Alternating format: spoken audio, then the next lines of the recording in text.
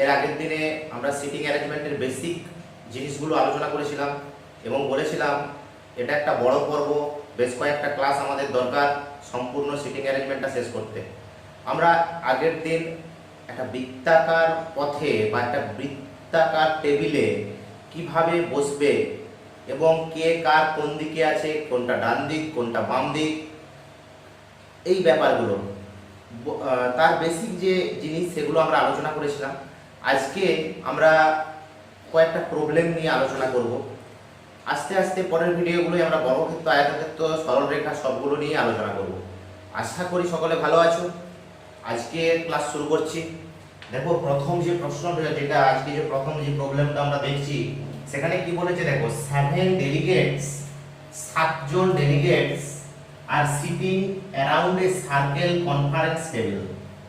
একটা conference table আছে বৃত্তাকার, সেই বৃত্তাকার কনফারেন্স টেবিলে 7জন লোক বসেছে। তারা কারা না, তারা হচ্ছে P R S T U V এবং ডাব্লিউ, এবং they have grouped to discuss an impending meeting. দেখো যেহেতু একটা মিটিং করছে, তার মানে কি টেবিলটা সেন্টারের দিকেই সবাই মুখ করে থাকবে না সেন্টারের বাইরের দিকে থাকবে? নিশ্চয়ই সেন্টারের বাইরের দিকে থাকবে কি, কারণ যখন মিটিং হবে তখন অবশ্যই সেন্টারের দিকেই থাকবে। তাহলে তারা সকলে সেন্টার ফেস করে আছে। এবার বলছে দেখো, P is never of both T and U. তাহলে প্রথমে আমার কি দরকার না, প্রথমে একটা সেন্টার টেবিল দরকার সার্কুলার, যেটাই মিটিং হচ্ছে। এই টেবিলে আমার কতজন বসছে না, 1 2 7 জন। তাহলে যদি আমি 7 জনকে সেন্টার টেবিলে বসাবো, ধরো 1 জন 2 জন 3 জন 4 জন 5 জন 6 জন আর মনে করো 7 জন। এটাকে একটু যদি নিচে নামিয়ে দিই তাহলে ভালো হবে, দেখতে পারবো মোটামুটি 7 জন। এবার আমার লাইন বাই লাইন আমরা আসবো। প্রথম লাইনে কি বলেছে দেখো, বলেছে P is never of both T and U. P, T এবং ইউ দুজনেরই নেভারস। তাহলে কোথায় একটা পি ধরি, ধরো এখানে পি। কি বলেছে পিটা, পিটা এখানে টি বা ইউ হতে পারে, এখানে টি বা ইউ হতে পারে। এখন আমি কিন্তু জানি না, ফার্স্ট লাইনটা দেখে আমাকে শুধু বলেছে পি হচ্ছে নেভারসে আছে কার না, টি অথবা ইউ এর। তারপরে বলেছে S sits on immediate right of U. S sits on immediate right of U. S হচ্ছে ইমিডিয়েট রাইট অফ ইউ। দেখো এইখানে যদি আমি হাত আগের দিনেই দেখিয়েছি, ধরো এইখানে দিলাম, এইখানে মনে করো আমার ইউ আছে, এই যে বলেছে ইউ, আমরা কি জানি এর আগের দিনেই বলেছিলাম শেষটাকে ধরতে হবে প্রথম। তাহলে ইউ, ইউ এর immediate, S sits immediate right of U, U এর ইমিডিয়েট রাইট, ইউ এর ইমিডিয়েট রাইট। দেখো এটা পি হয়ে যাচ্ছে, তার মানে নিশ্চয়ই এটা হবে না। তার মানে এই ক্ষেত্রে আমার এখানে ইউ কোনখানে হতে হবে না, এখানে হতে হবে। দেখো ইউ এর ইমিডিয়েট রাইট কে হবে না, এইটা হবে ইউ এর ইমিডিয়েট রাইট। আমি হাত এর আগে থেকে যে হ্যান্ড কনসেপ্ট দিয়ে যেটা বলেছিলাম, তাহলে ইউ এর ইমিডিয়েট রাইট কিন্তু এটা এস। এবার কি বলেছে, তাহলে আমরা যখন এটা ইউ পেয়ে গেলাম, তাহলে নিশ্চিতভাবে এটা আমার ইউ হবে না, এটা আমার টি হবে। এবার তারপরের প্রশ্ন বলেছে there is one person sitting between S and W but he is not V। বলেছে S এবং W এর মাঝে, তাহলে S এবং W, তার মানে নিশ্চিতভাবে এখানে আমাকে W আনতে হবে, এই জায়গায় আমাকে কি আনতে হবে না, W টাকে এই জায়গায় আমাকে আনতে হবে। তাহলে এই জায়গায় যদি W আনি, S এবং W এর মাঝে একজন বসবে, সে কে নয় না, সে কিন্তু V নয়। এবারে বলেছে এই ভি আবার কি বলেছে দেখো, ভি হু, এর আগের দিনে বুঝিয়েছিলাম যে সব সময় হু থাকলে কি হবে না, এইটার সঙ্গে সম্পর্ক, পাশে যে আছে তার সঙ্গে সম্পর্ক।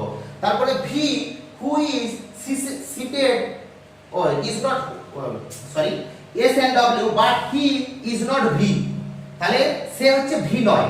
তাহলে ভি যদি না হয় তাহলে কে হবে, এটা নয়, এটা প্রশ্নটা বলেছে who is seated fifth to the right of U. তাহলে ভি যদি না হয় আমার সামনে আর কে রয়ে গেছে না আমার সামনে রয়েছে কি না আর রয়েছে আর ভি রয়েছে। তাহলে যদি ভি না হয় তাহলে নিশ্চিতভাবে এখানে আর হবে, যদি ভি না হয় এটা নিশ্চিতভাবে আমার আর হবে। আর এটা যদি আর হয়ে যায় আমার আর পড়ে রয়েছে কে, আমার পড়ে রয়েছে কে না পড়ে রয়েছে ভি, তাহলে এটা আমার ভি হবে। এই তো কথা। শেষটা আমার প্রশ্ন, who is seated fifth to the right of U. এবারে দেখো বলেছে হু ইজ সিটেড, কে বসে আছে fifth to the right of U. এই ইউ আমি আবার বলেছিলাম হাতের এই পোরশনটা যে দিকটা চকচকা আমার এই তালুর দিকটা, এটা আমার রাইট আর এই দিকটা লেফট, ক্লকওয়াইজ অ্যান্টি ক্লকওয়াইজও বলতে পারি। যদি আমি এটা ধরি, এটা রাইটের দিকে যাচ্ছি, বলেছে ফিফথ রাইট, তাহলে 1 right 2 right 3 right 4 right 5th right, তাহলে আমার 5 নম্বর রাইট এটা, তার মানে কে বসে আছে টি, তাহলে আমার এখানে অ্যানসারটা কত হবে টি। আশা করি প্রথম প্রশ্নটা বোঝা গেছে। এবারে আমরা পরের প্রশ্নে যাব, 2 নম্বর প্রশ্নটা নিয়ে যদি আমরা আলোচনা করি। দেখো পরের প্রশ্ন যেটা কি বলেছে না, বলছে P Q R S T U V W, মোট 8 জন। এই 8 জন সিটিং অ্যারাউন্ড এ সার্কেল, একটা সার্কেলে বসে আছে, ফেসিং এট দা সেন্টার, সেন্টারের দিকে মুখ করে। আচ্ছা আমি যদি এটাকে বৃত্তটা পরে আঁকি, এভাবে যদি করে নিই,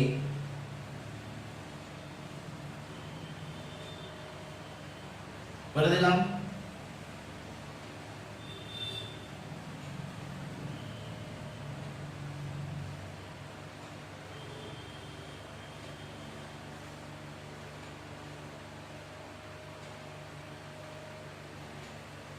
এবার পরপর যদি আমি পড়ি, প্রথম কি বলেছে T is second to the left of P, তাহলে কি করতে হয় সব সময়, এর আগের দিন বলছিলাম শেষেরটা আগে নিতে হয়, তাহলে পিটাকে আমার প্রথমে প্লট করতে হবে, তাহলে পি প্লট করলাম। এবারে বলেছে কি টি, টিটা হচ্ছে second to the left of P, P এর সেকেন্ড লেফট, দেখো এই দিকটা লেফটের দিক, আমার যে দিকটা নক আছে ওই দিকটা লেফটের দিক, সেকেন্ড লেফট, এটা ফার্স্ট লেফট, এটা সেকেন্ড লেফট, তাহলে এই সেকেন্ড লেফটে কে বসে আছে না সেকেন্ড লেফটে বসে আছে আমার টি। এবার দেখো তারপর এন্ড এবং third to the right of V, third to the right of V, এই এন্ড থাকা মানে ভি এর সঙ্গে কার সম্পর্ক মানে এই প্রথমেরটা সম্পর্ক। যখন এর আগের দিনে দেখাচ্ছিলাম যে যদি মানে সেন্টেন্সের মধ্যে কনজাংশন যেটা কন্ডাক্টর বলছিলাম, কন্ডাক্টর থাকে তখন আমরা কিভাবে লিখতে পারি, তাহলে কি বলেছে টি ইজ দা, এবারে and third to the right of V, তাহলে দেখো ভি, এটা ভি, ভি এর কোন দিকে আছে টি না ভি এর আছে হচ্ছে third to the right of V, তাহলে আমার রাইটের দিকে ভি, তার মানে ঘুরিয়েটাকে বললে কোন দিকে হবে third to the right of V, তার মানে বললে কোন দিকে হবে ভিটা আমার কোন দিকে থাকবে লেফটের দিকে থাকবে, থার্ড টি এর লেফটে পড়ছে লেফটের দিকে থাকবে, ফার্স্ট সেকেন্ড থার্ড, তার মানে এরকম জায়গায় আমার কে থাকবে না ভি থাকবে, এরকম জায়গায় কে থাকবে না ভি। তারপরে বলেছে S is the second to the right of W, second to the right of W, এইখান থেকে কিন্তু এটা বলা যাবে না কারণ আমার এস নেই। দেখো তারপরে একটা পড়ো who is immediate right of T, এই হু মানে হু এর সঙ্গে হলে সামনেরটাই সম্পর্ক, তাহলে who is immediate right of T, T, T এর ইমিডিয়েট রাইট, টি এর ইমিডিয়েট রাইটে কে আছে ডব্লিউ, টি এর ইমিডিয়েট রাইটে কে আছে না ডব্লিউ আছে, তাহলে টি এর ইমিডিয়েট রাইট ডব্লিউ হলো। এবারে বলেছে S is the second right of W, S হচ্ছে সেকেন্ড রাইট, এটা W first right second right, তাহলে আমার সেকেন্ড রাইটে কে থাকবে এস থাকবে। আর কি বলেছে Q, Q is the third right of U, Q is the third right of U, কিউটা কোথায় থাকবে না থার্ড রাইট অফ ইউ। এবারে আমি চয়েস কোথায় করব, দেখো যদি আমি কিউটাকে এখানে চয়েস করি তাহলে থার্ড রাইট অফ ইউ থাকবে, তাহলে ইউ এর থার্ড রাইট, তাহলে আমি ইউটাকে কোথায় চয়েস করব, কারণ শেষটাকে চয়েস করি আমরা সব সময়, তাহলে শেষটাকে ইউটাকে আমরা কোথায় চয়েস করব, যদি কিউটার কথা না ভাবি আমি শেষটা ধরে এই সেন্টেন্সটা ধরি, তাহলে ইউ, তাহলে ইউটা আমি কোথায় চুজ করব না, ইউটাকে এমন করে চুজ করতে হবে কিউটা তার থার্ড রাইটে হবে। যদি আমি এখানে ইউ চুজ করে দিই, তাহলে এখানে ইউ চুজ করলে দেখো ফার্স্ট সেকেন্ড থার্ড, তাহলে কোথায় হবে, Q is the third right of U, U কিউটা হচ্ছে third right of U, U এর তৃতীয় ডান দিকে থাকবে। তাহলে কি করব, কোথায় করব কিউ আর কোথায় ইউ,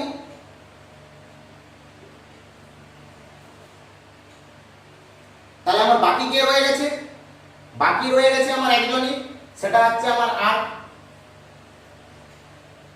কিউ ইজ, এই জায়গাটা Q is third right of U, U U এর রাইটে কিউ, তার মানে কিউ এর লেফটে ইউ, কিউ এর লেফটে ইউ, তাই তো, তাহলে কিউ এর লেফটে ইউ, দেখো এটা কিউ, কিউ এর লেফটে দেখো 1 2 3। ওকে, এবার প্রশ্নগুলা, who is immediate left of T, T এর ইমিডিয়েট লেফটে কে আছে, টি তার ইমিডিয়েট লেফট কে, কিউ আছে, তাই তো, টি তার immediate left. Who is the second right of P, P এর second right, first right second right, P এর সেকেন্ড রাইটে কে আছে, তাহলে অবশ্যই ইউ আছে পি এর সেকেন্ড রাইটে।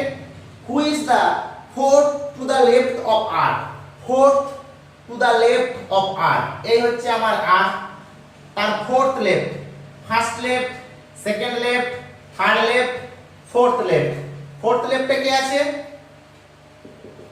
পি। আশা করি বুঝে গেছে ব্যাপারটা।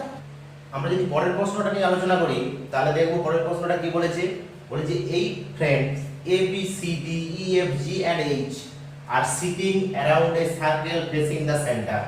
তাহলে একই কথা 8 জন, আমি প্রথমে লাইন দিয়ে টেনে নিচ্ছি, 8 সব ফেসিং টু দা সেন্টার, সবাই সেন্টারের দিকে ফেসিং করে আছে। এবার কর্পোরেশন বলেছে A sit third to the left of B, B এর থার্ড লেফটে এ আছে, তাহলে আমাকে বি কোথায় ধরবো, বি যে কোনো একটা জায়গায় ধরছি, ধরো আমি বি এখানে ধরলাম, তাহলে A sit third to the left of B, B তার third left, first left second left third left, তাহলে থার্ড লেফটে এ আছে, তাহলে third left A. while second to the right of f, second to the right of f, তাহলে শেষ লাইনে আছে f, while মানে কি হবে না and যেমন থাকে এর সঙ্গে সম্পর্ক, তাহলে f, f এর কোন দিকে আছে, রাইটে আছে কে না a, তাহলে আমার হাতে আছে a, তাহলে a এর লেফটে আছে, তাই তো, a এর লেফটে f আছে, তাহলে a এর যদি লেফটে f থাকে কোথায় কত নম্বরে আছে, সেকেন্ড, তাহলে a এর লেফটে ফার্স্ট লেফট সেকেন্ড লেফট, এখানে f আছে সেকেন্ড লেফট। এবার কি বলেছে, d does not sit next to a or b, তাহলে d যদি a b এর পরে বসবে না, does not next, তাহলে এইখানেও d বসবে না, এইখানেও কোথাও বসবে না, কারণ এখানে a এর পরে হয়ে যাচ্ছে, এখানে a এর নেক্সট হয়ে যাচ্ছে, এখানে b এর হয়ে যাচ্ছে, তাহলে আমার d আর এতেও নিশ্চয়ই হবে না, তাই তো, d does not next, তার মানে আমার এটা d হতে হবে। এবার দেখো or d হলো c and g always sit next to each other, g and c পাশাপাশি পরপর বসবে, দেখো পরপর দুটো ফাঁকা নেই, এইখানে দুটো ফাঁকা নেই, এখানেও দুটো ফাঁকা নেই, শুধুমাত্র এখানে আছে, এইখানে দুটো ফাঁকা আছে, অর্থাৎ এখানে c g ও হতে পারে, আবার এটাও c g ও হতে পারে, এখন পর্যন্ত ওই ডাটা থেকে বলতে পারছি না।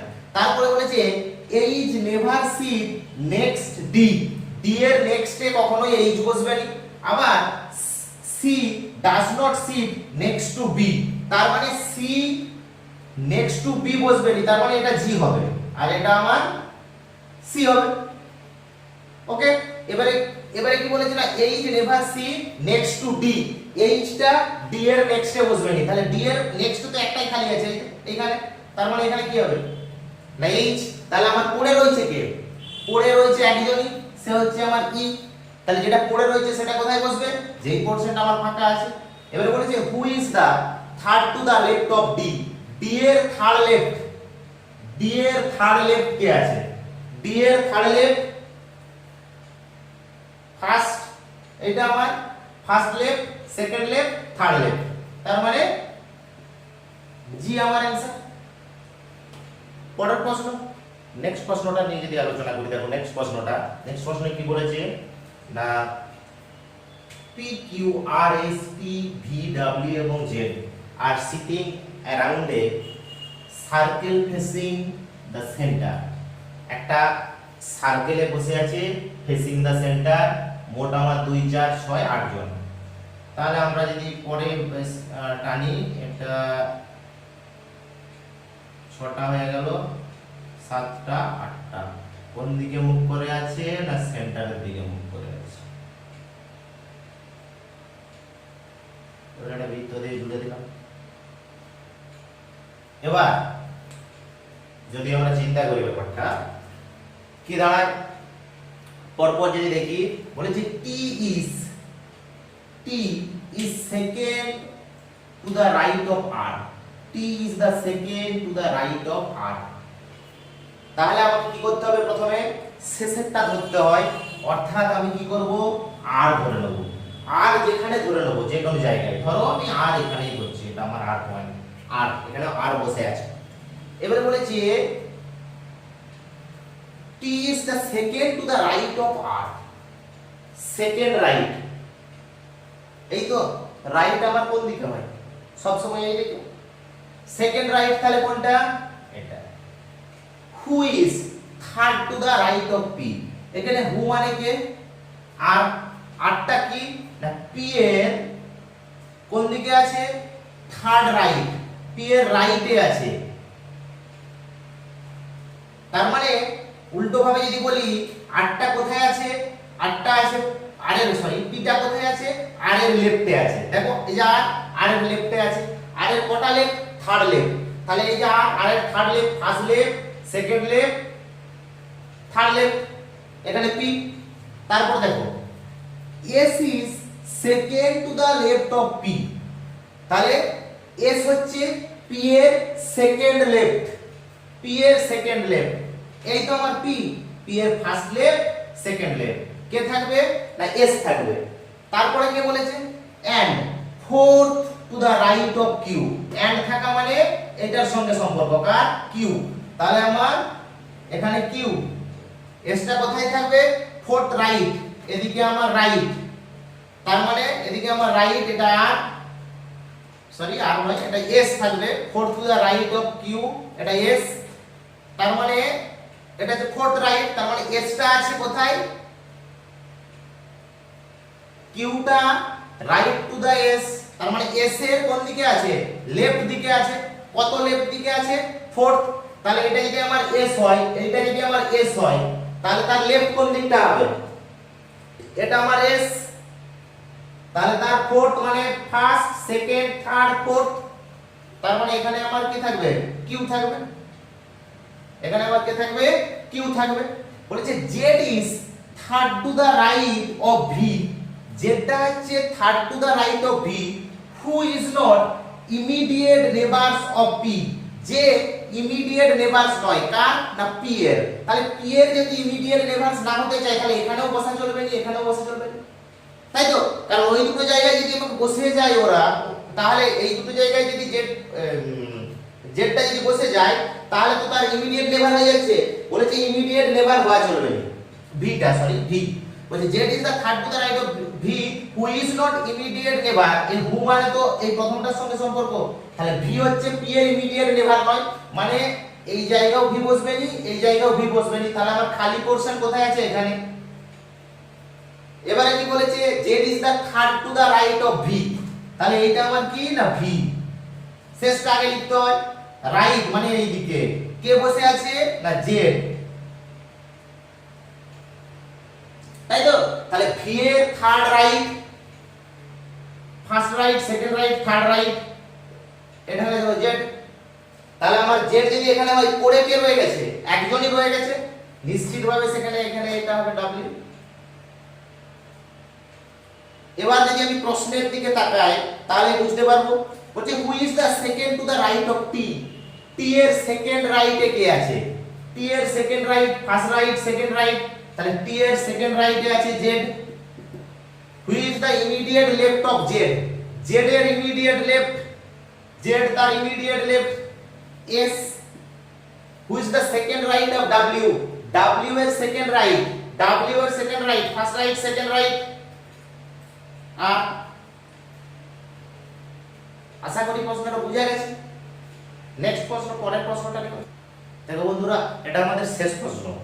শেষ প্রশ্নটা দেখো একই রকম। এই শেষ প্রশ্নটা অ্যাকচুয়ালি তোমরা একটু বাড়িতে করবে। দেখো সেই একই ভাবে বলেছে 8 জন আছে, তাহলে একই ভাবে তোমরা 8 জন ফেস করবে। ফেস করার পর প্রত্যেকটা লাইন টু লাইন ধরবে। এটা ইমিডিয়েট, এটা থার্ড টু আর কি, third to the left of A. এটা তোমরা প্রথম যেটা হয় A sits immediate left of A, F, তাহলে আমার এফ এখানে হলো, তার ইমিডিয়েট লেফটে এ হলো, তাই তো। এরপরে H is the third to the left of A, এর থার্ড লেফটে এইচ হলো, C is immediate neighbour of G, H হলো। বাকি যে পয়েন্টগুলো বাকি থাকছে সেটা তোমরা বাড়িতে নিজেরা করবে এবং এই দুটো প্রশ্নের উত্তর নিজেরা করবে। যদি আমাদের এই প্রচেষ্টা তোমাদের পছন্দ হয় অবশ্যই আমাদেরকে কমেন্ট করে জানাবে। যদি কোনো সমস্যা হয়ে থাকে তাহলেও কমেন্ট করে অবশ্যই জানাবে। আমি এই দুটো উত্তর লিখে দিচ্ছি, এই দুটো উত্তর, এটাও এফ উত্তর আসবে, এটাও এফ উত্তর আসবে। বাকিটা এবারে তোমরা এইটুকু কাজটা নিজেরা বাড়িতে করবে। অবশ্যই ভালো থাকবে, পড়াশোনা করবে। ধন্যবাদ।